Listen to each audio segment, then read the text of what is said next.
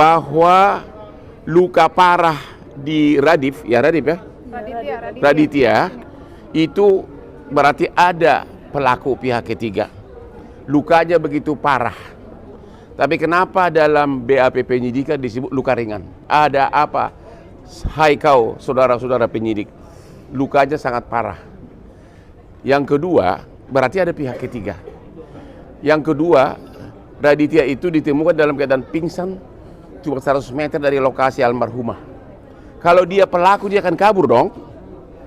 Ternyata waktu ditemukan pun si Raditya ini diangkut dalam keadaan pingsan ke puskesmas. Berarti ada yang salah dalam penyidikan dan ada yang salah juga dalam surat dakwaan oleh JPU. Mengenai saudara Fandi, jelas-jelas dia baru kerja 3 hari. Yang kedua, di BAP maupun di persidangan diakui oleh para saksi bahwa Fandi itu bolak-balik nanya, itu apa isinya kardus itu, ya, bolak-balik sampai dia tanya ke kapten, tanya juga ke wakilnya Pak Tambunan ya, dan itu sudah merupakan bukti bahwa dia tidak tahu. Padahal dan tidak ada saksi satupun yang mengatakan bahwa dia tahu. Tidak ada saksi manapun yang mengatakan dia tahu. Sama juga dengan Raditya.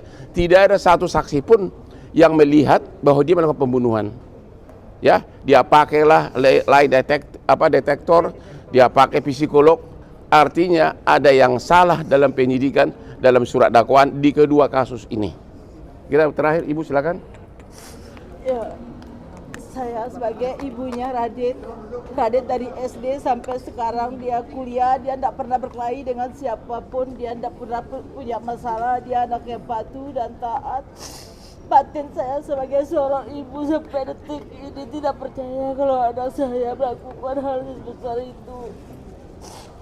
Anak saya bukan pembunuh. Jadi Ibu minta agar benar-benar Komisi 3 memanggil penyidik dan jaksanya. Bilang. Saya minta kepada Bapak Presiden Prabowo dan Komisi 3 agar memanggil penyidik dan dengan seadil-adilnya. Oke. Untuk melakukan sekarang ibunya Pandi silakan. Saya hanya bisa bermohon kepada Bapak yang mulia, Bapak Presiden, bantulah anak saya, bantulah saya. Saya nggak bisa apa-apa, saya orang yang lemah, saya orang yang teraniaya. Kami sekeluarga hanya kepada Pak Presiden, Bapak yang berhati mulia, yang bisa menolong kami. Dan kasus anak kami yang rumit, dimakin rumiti. Kami tidak mampu, kami dianiayai terus. Terima kasih. Yang terakhir, karena dua ini meminta bantuan kepada Presiden Prabowo yang dia pernah jadi klienku 25 tahun, dia pernah minta nasihat dari aku. Beliau itu dalam beberapa hari terakhir ini, Pak Prabowo berjanji akan menumpas, dia pakai istilah miscarriage of justice, yaitu penanganan keadilan secara nggak benar. Jadi dua ibu ini nanya janji Bapak Prabowo mana, kan Bapak yang bilang di video-video. Yang kedua, Bapak Prabowo lebih pintar juga dari pengacara. Bapak Prabowo dalam video-video mengatakan dalam perkara pidana harus kebenaran nyata. Istilah hukumnya malah beliau tahu. Dia mengatakan beyond reasonable doubt. Tidak boleh ada keraguan. Ini saksi pun tidak ada. Jadi sekali lagi keluarga para terdakwa ini agar Bapak Presiden juga memberikan perhatian atas kasus ini. Janji Bapak Presiden menumpas miscarriage of justice. Janji Bapak Presiden yang mengatakan pidana harus beyond reasonable doubt, tidak boleh ada keraguan-keraguan. Terima kasih.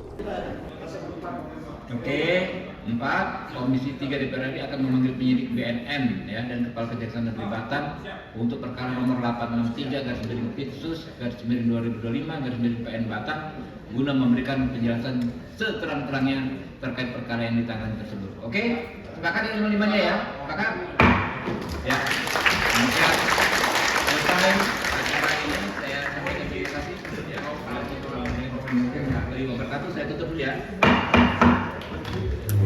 Kita yang tak terlibat.